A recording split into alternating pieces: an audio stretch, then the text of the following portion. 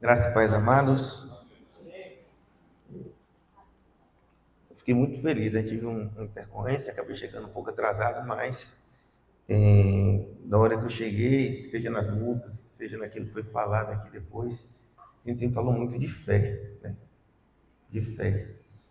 E fiquei feliz porque foi isso que Deus trouxe ao meu coração de estar compartilhando, mais uma vez a partir de reflexões pessoais a respeito da nossa jornada de fé. Então, como eu sou a moda antiga, né? Queria pedir para todo mundo ficar de pé e abrir a Bíblia no Evangelho de Lucas, capítulo 2, a partir do versículo 25. Lucas 2, a partir do 25.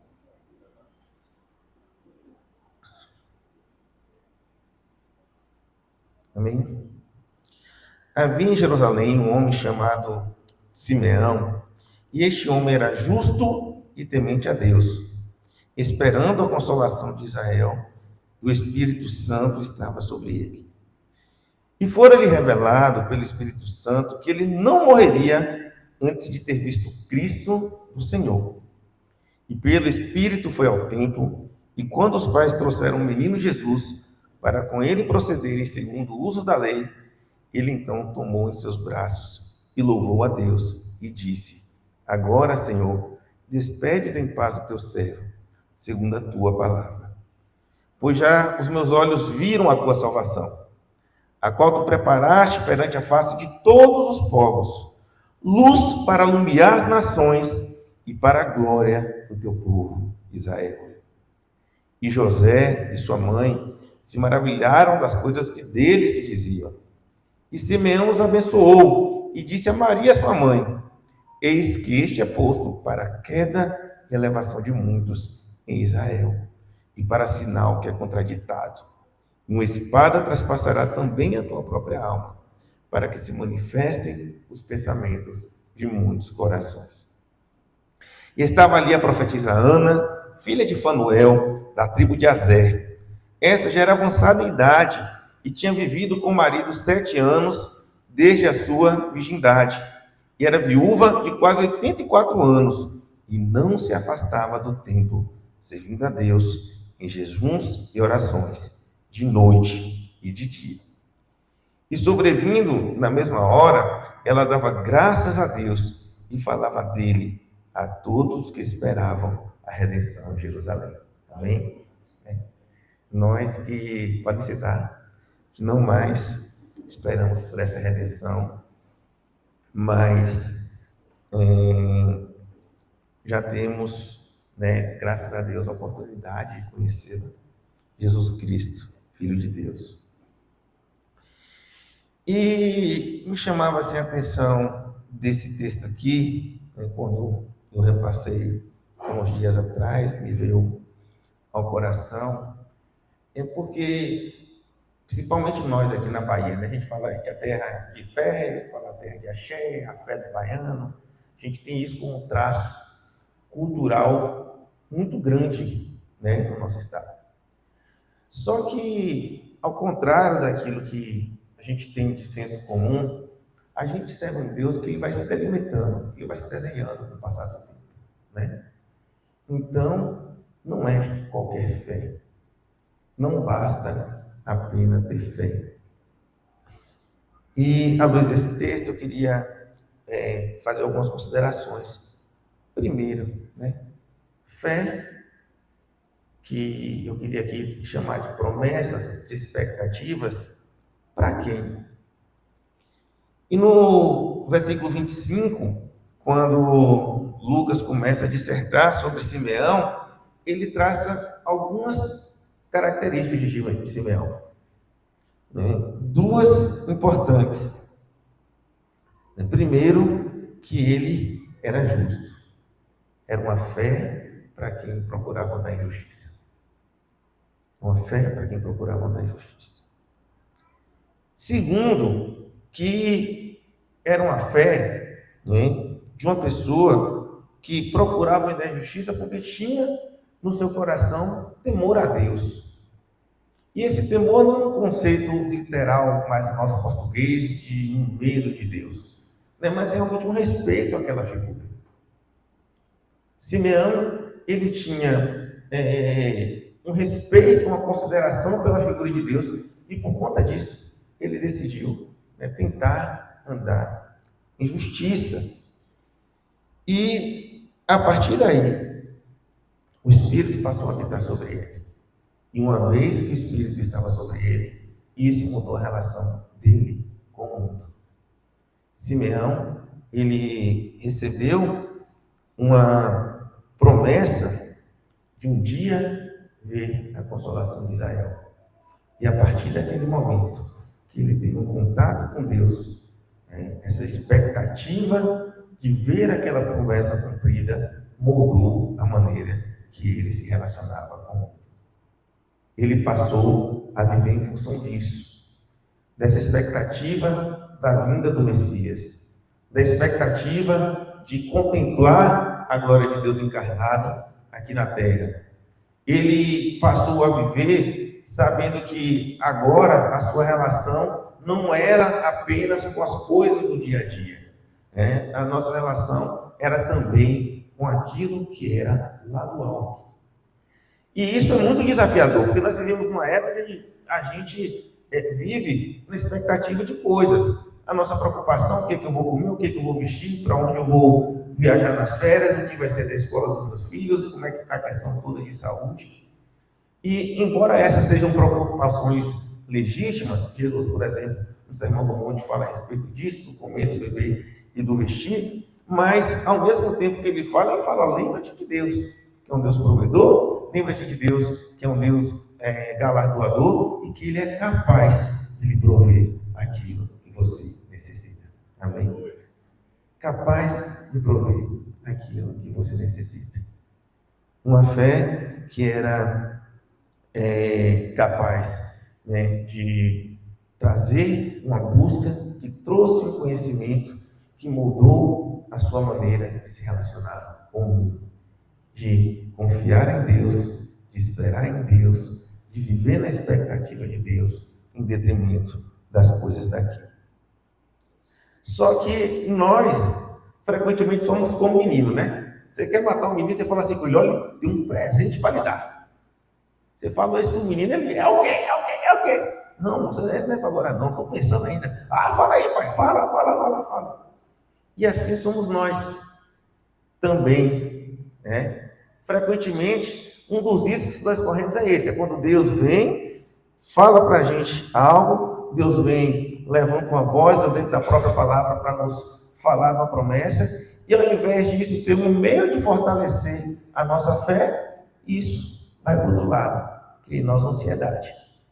Deus vai ampliar a estrutura da igreja, ao invés de fortalecer a fé. Meu Deus, quando é que vai ser?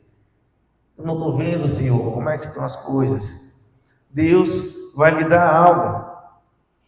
E aí, ao invés da gente se virar para esse algo de Deus, a gente não vai para o outro lado. Da ansiedade, da expectativa, né? Que gera desânimo, que gera perda de fé. E aí é que está o risco.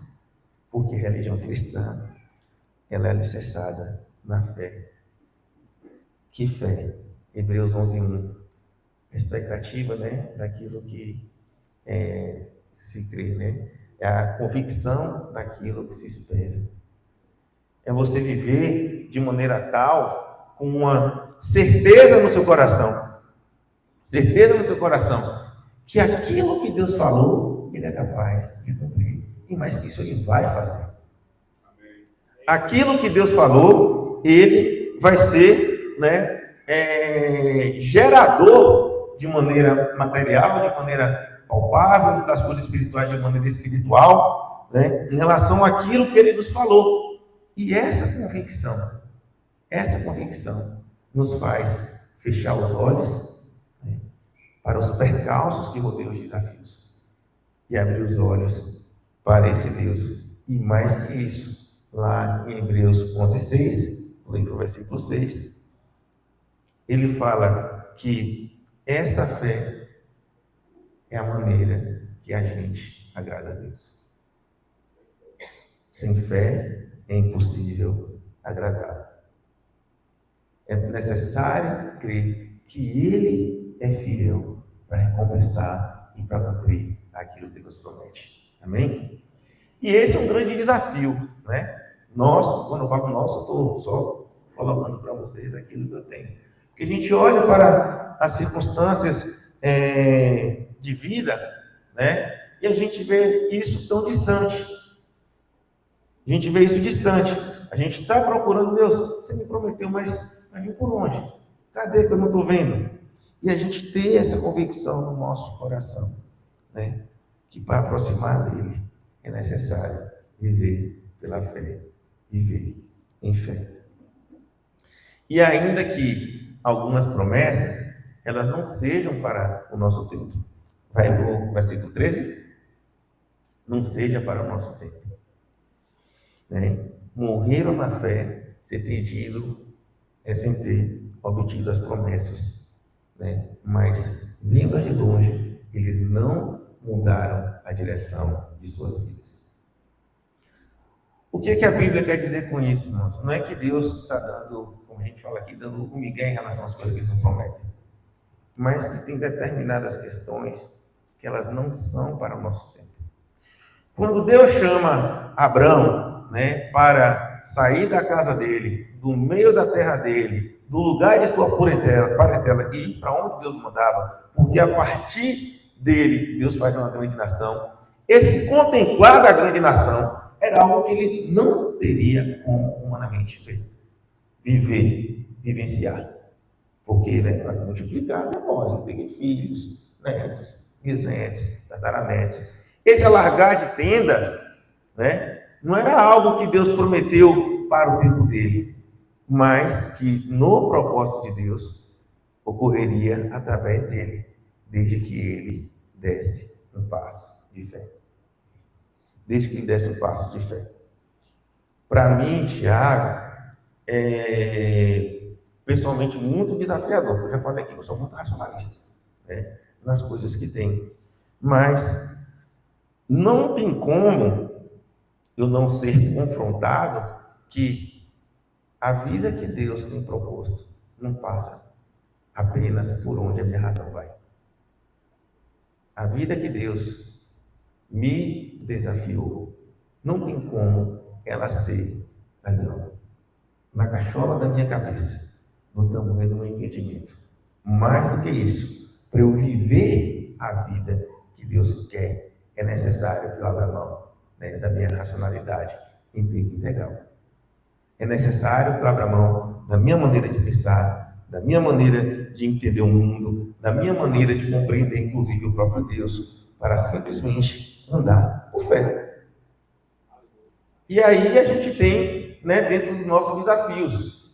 Primeiro, que é o relógio da vida, que nesse texto que nós lemos de Lucas, a gente tem a entender que Simeão já era uma pessoa, né, de mais idade, né, mas a gente tem uma convicção textual de que a profetisa Ana era, porque ela já tinha 84 anos e ela participava também dessa promessa. E quantas vezes a gente está aqui, com o relógio sendo contado, né, para ver o cumprimento da fé e desafiados para não mudarmos de conduta.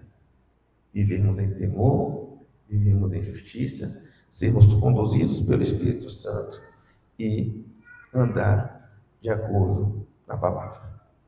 Lucas 2,37 fará isso. Servindo a Deus em jejuns e orações de dia e de noite aos 84 anos. O tempo passou. As convicções de Ana não mudaram. A maneira dela se relacionar com o mundo em fé não mudou. Continuava servindo a Deus, continuava buscando a Deus, continuava tendo na sua vida o foco de Deus. E aí é a escolha entre viver na paz da fé ou na ansiedade da expectativa. A paz da fé versus a ansiedade da expectativa.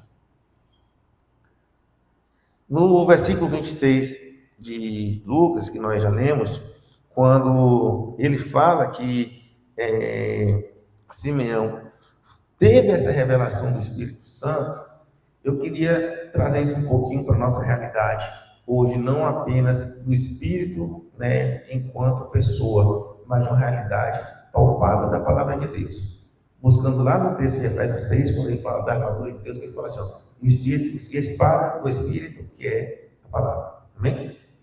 Então, usando isso aqui, quando foi revelada através da palavra para Simeão, ele decidiu viver nela. Ele decidiu se firmar nesta palavra.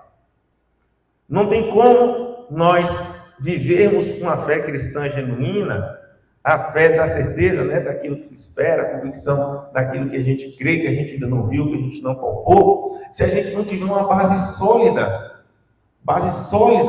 de saber em quem cremos, naquilo que cremos. E nos tempos atuais, onde Deus é alguma coisa, a Bíblia ela nos lembra que Deus é aquele que é revelado aqui. O temor de Deus, de Simeão, de acordo com a palavra. A justiça segundo aquilo que a palavra que é justo. E foi assim que Simeão decidiu viver. Recebeu a palavra. Viver baseado nela. E mais que isso, viver para ela. E isso é importante a gente entender, porque quando Simeão ele é conduzido pelo Espírito a ir ao templo, foi a palavra de Deus que o guiou para isso. A palavra que ele havia recebido em relação às promessas de Deus, o sobrenatural que ele viria, guiaram os seus passos. E sempre me chama a atenção nas pessoas que, ao contrário de mim, eu enxergo muita fé na vida. Que eu enxergo assim um cristianismo saudável. Primeiro é a gratidão. Eu acho que uma pessoa que tem fé, uma pessoa que crê mesmo, uma pessoa que conhece Deus, ela tem muita gratidão na vida dela. Eu tenho isso como uma marca para a família. E a outra que eu tenho é a serenidade no meio da confusão. Homens de fé, eles exercitaram a fé frequentemente, exercendo serenidade no meio da confusão. Então você está lá vendo Estevão sendo injustiçado, sendo apedrejado, ele, rapaz, eu estou vendo a glória de Deus. Você vê Paulo fala, rapaz, não desapego nenhum. Para mim, morrer é lucro e viver é Cristo. Eu até já queria ter ido embora, mas vocês ficam me enchendo o saco, eu vou ter que ficar aqui mais tempo. Cuidando de vocês ainda não aprenderam. Gente, como a fé traz serenidade em meio à confusão? Como a fé alicerçada na palavra nos faz ter paz em meio à guerra. Eu me lembro muito bem que eu estava visitando Salvador, lá na igreja que a gente frequentou lá, frequentei lá durante 14 anos, e em relação à confusão que estava o país no meio das questões de eleições, não sei o quê, o pastor nos lembrou, continuaremos tendo o nosso Rei, Jesus. Deus, Criador, soberano. Deus, Criador, soberano. Uma fé que nos faz ser grato, uma fé que nos faz andar em serenidade. E essa serenidade que nos faz optar pela palavra é que, não coincidentemente, nos faz justamente experimentar o sobrenatural de Deus. Amém? Porque Simeão, e a gente vai ver aqui no versículo 27, como eu falei, ele é induzido pelo Espírito para ir até o templo. Mas isso aconteceu no mesmo momento que o Espírito tinha levado José, Maria e Jesus para estar lá. Então, as coisas não acontecem por acaso. E aí a gente pode ver, embora sobrenatural, algumas questões palpáveis em nossa vida. Quantas situações inesperadas nós já passamos que nos fizeram lembrar coisas que Deus nos falou, coisas que Deus nos prometeu. Eu sempre digo que as grandes lições de vida que eu tomei foram em conversas altamente despretensiosas. Quando uma pessoa do nada falou alguma coisa, eu falei um negócio, eu falei, rapaz, que coisa profunda, que coisa profunda. E Simeão foi induzido ao templo sem saber porquê, apenas sentiu no seu coração o desejo de tomar aquela atitude, que ele entendeu que era guiada pelo Espírito Santo, e ele foi. E lá ele viu o sobrenatural. Amém? Irmãos, a gente não consegue ver o sobrenatural de Deus se a gente não estiver disposto a ouvir a voz do Espírito. A gente não vai poder ouvir a voz do Espírito. E por que a gente fala da voz do Espírito? Porque, por um lado, a gente vai ter ela buzinando aqui no nosso ouvido. No outro, a gente sempre vai ter o nosso coração querendo dar os atalhos para aquilo que Deus falou. E esse é o grande risco. É quando o nosso coração está colocando que é o Espírito que está falando. E aí eu queria citar aqui algumas situações que aconteceram na Bíblia em relação a isso. Abraão, pai da fé, recebeu a promessa, saiu da casa, pegou o caminho para o desconhecido e chegou lá. Cadê a promessa de Deus? Deus, para ter uma grande nação, eu tenho que ter filhos. E cadê o filho? E o tempo, mais uma vez, foi passando, até que veio a ideia. Será que a promessa de Deus não é para ser resolvida da maneira que ele falou? E aí chama Agar para poder coabitar por ele. E tem um filho, e começa a confusão, e a guerra que a gente escuta hoje, 3.000 e tantos anos depois, ou mais que isso, começou lá atrás. Porque abriram mão de ficar obedientes à palavra, de aguardar em fé, para tomar uma atitude que era daquilo do coração e que não foi a orientação de Deus. E aí vai mais um lembrete aqui para a gente, que aquilo que Deus fala tem que ter respaldo no Espírito, que é a palavra. Deus nunca vai dar para a gente uma direção de fé genuína, verdadeira, que a gente não encontre respaldo aqui. Tá certo? Temos uma base de sustentação. Às vezes eu estou na faculdade dando aula para os meninos, eu falo dessa importância da gente ter um alicerce teórico, porque ele nos protege, entendeu? Nos protege da nossa conduta. Quando formos questionados, vamos perguntar, mas isso que você fez está escrito onde? Qual a literatura médica que justifica isso?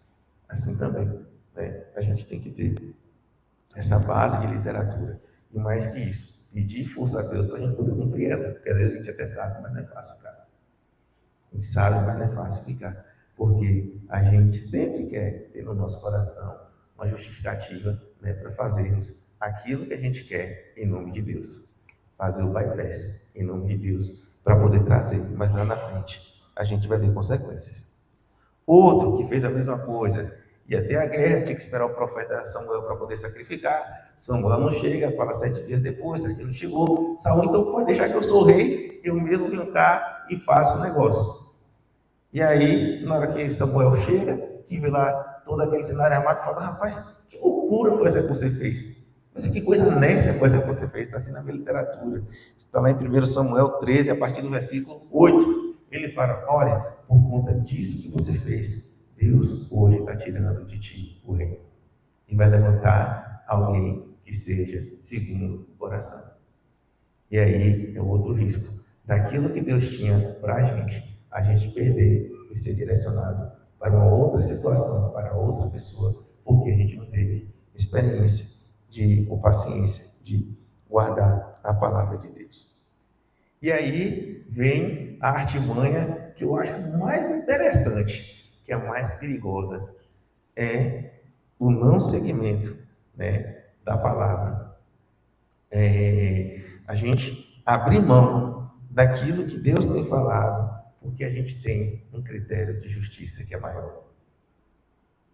Um Deus que é insuficiente. Uma palavra que não basta. Paulo fala, Deus fala para Paulo, minha graça te basta. A gente não vai dar graça de Deus às vezes. Então, a gente tem que ir por aqui. Quantas coisas a gente vê hoje do ponto de vista de perseguição, de falar que certo ou errado, porque existe um humanismo maior que justifica a gente abrir mão daquilo que seria a nossa fé. E na Bíblia, conta lá em 2 Samuel 6, que a arca estava voltando, e aí diz que a arca foi perdendo quando ela trazia dos bolsos. Aí Uza e Uzá foi lá e tocou. Na hora que ele tocou, ele morreu. Não era obrigação dele estar fazendo aquilo que ele fez. Um coração recheado de boas intenções, mas que a intenção os fez abrir mão de princípios que o fizeram cair na sua fé. Abrir mão de princípios que fizeram cair na sua fé.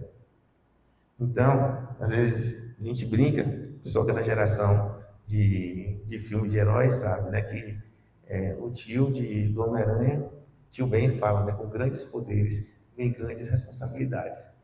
E a responsabilidade que Deus nos dá é simples, mas de certa forma muito perigosa, que é sermos guardiões da palavra dele. Sermos guardiões da palavra dele. E muitas vezes a gente quer colocar o nosso próprio coração. E a terceira coisa, a última coisa que eu vou falar. Falamos de promessa para quem? Promessas para quem está querendo ter temor, para quem procura andar em justiça, quem procura ver o Filho de Deus. Mas promessas para quê? Isso é interessante, porque frequentemente nossos corações, o meu, eles estão inquietos por coisas que não têm importância do ponto de vista espiritual, nenhum, quase zero. Muitas vezes a gente dispensa muita energia, né, inclusive na nossa vida cristã, por coisas que Deus às vezes você nem se preocupa quanto a isso. Isso não importa. E aí, irmãos, para não soar como um discurso hipócrita, não é que a gente não tenha o direito de desfrutar das coisas deste mundo. A gente tem. Lá em Eclesiastes, Salomão fala a respeito disso, que é bom o homem comer fruto da obra. Ele está falando de coisas daqui da terra, nesse contexto que ele fala. Mas, melhor ainda, é quando essas coisas, elas não ocupam o espaço de Deus no nosso coração. Quando essas coisas não ocupam o espaço que só pode ser de Deus no nosso coração. De maneira geral, isso mundo afora, as religiões, elas têm um ideal de barganha com o divino. O que é isso? Eu te sirvo para você me dar o quê? Essa é uma ideia. É engraçado que isso acontece também entre os discípulos, né? Eles perguntam para Jesus, nós deixamos nossas coisas, deixamos, o que a gente vai ganhar com isso? Esse é um raciocínio que ele é lógico. Tanto foi lógico que Jesus respondeu, né? Falou, não, vocês vão ser premiados. Mas melhor do que esse raciocínio foi aquele que Pedro teve. Para onde eu vou? Tu tens palavras de vida eterna.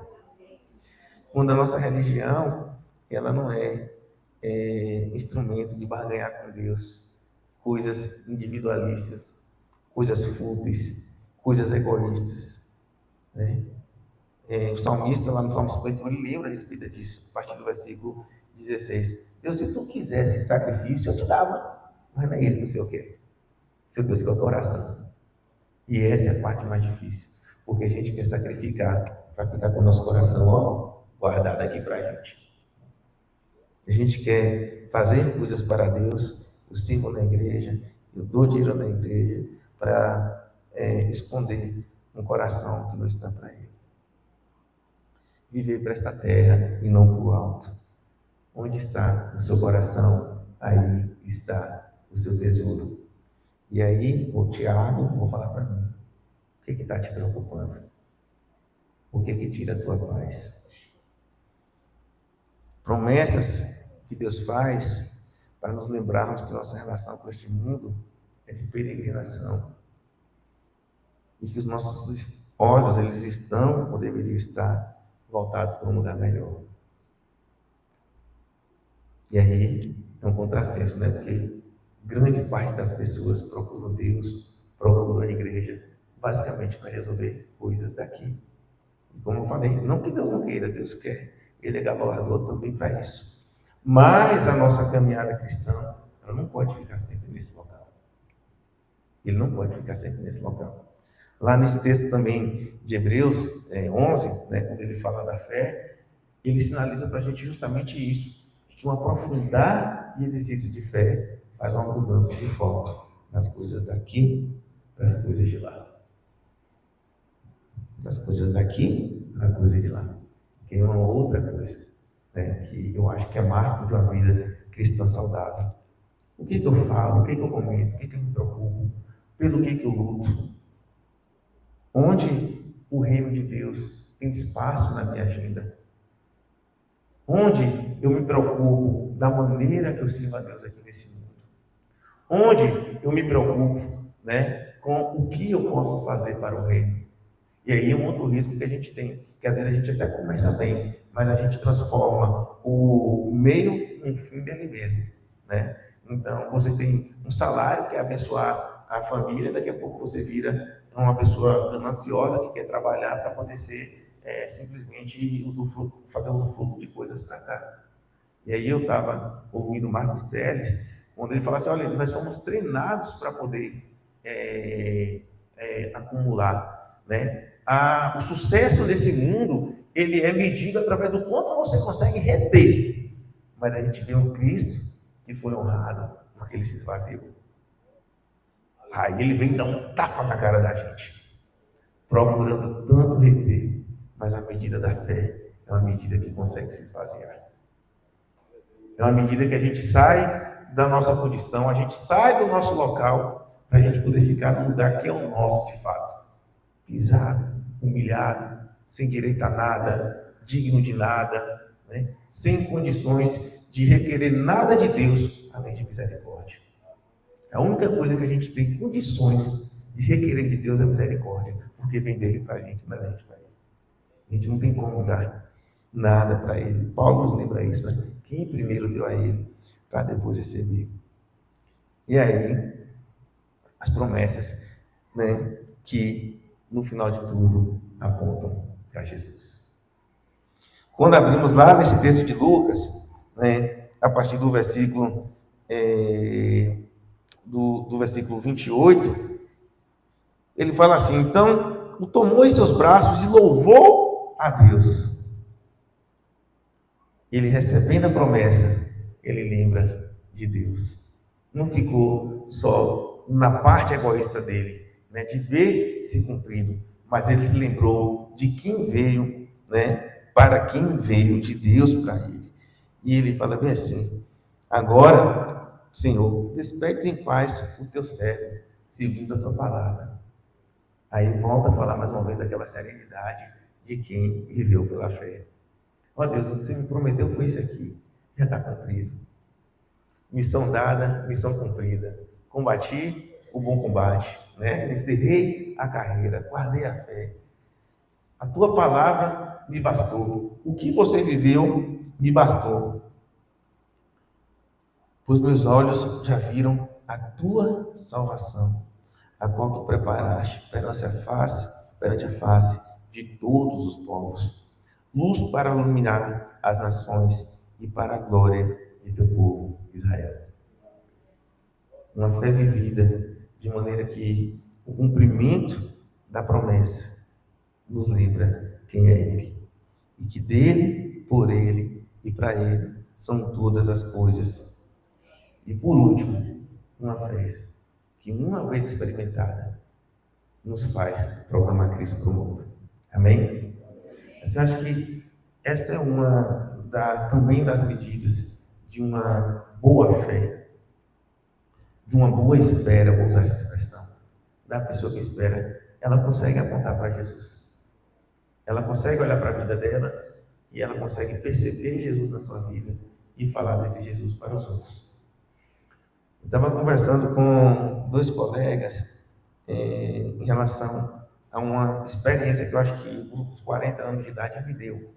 Foi essa serenidade de não precisar torcer pelas coisas, que elas naturalmente vão acontecendo. Como assim? Na conversa, a gente está falando assim, olha, quando eu olho para meus colegas de escola, de adolescência, ninguém se espanta com o desfecho de ninguém. Todo mundo colheu o fruto daquilo que plantou, né? Os que morreram por conta de drogas, ninguém se assustou. Fulano morreu assassinado por conta de drogas. Fulano foi preso por conta de... Ninguém se assustou. Mesmo sendo de uma família com condição social boa, mas assustou ele? Ninguém. Né? Aqueles que foram bem sucedidos, já tinham traços para isso. E aqueles que não tinham traços foi porque mudaram a rota. Então, com o passar do tempo, e aí esse tempo muda, né, a depender da condição de cada pessoa, etc. e tal, mas a gente foi percebendo que esses frutos plantados foram colhidos. E interessante que essa coleta dos frutos, a gente sabe como é que eles foram gerados. A gente sabe quais foram os princípios. E aí, na vida cristã, a gente fala, se a gente não consegue enxergar Deus em nossa vida, então é porque nossa vida não está tendo Deus. É impossível uma caminhada de Cristo sem que em algum momento o estalo venha, que Cristo apareça muito claro em nossas vidas.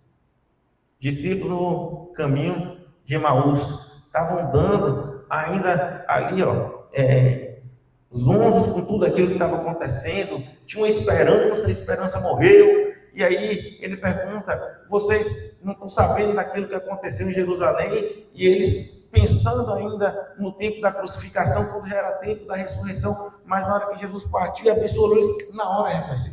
Tiveram esse salvo. Aquele era Jesus. Aquele era Jesus.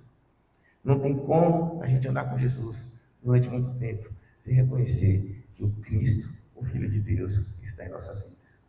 Amém?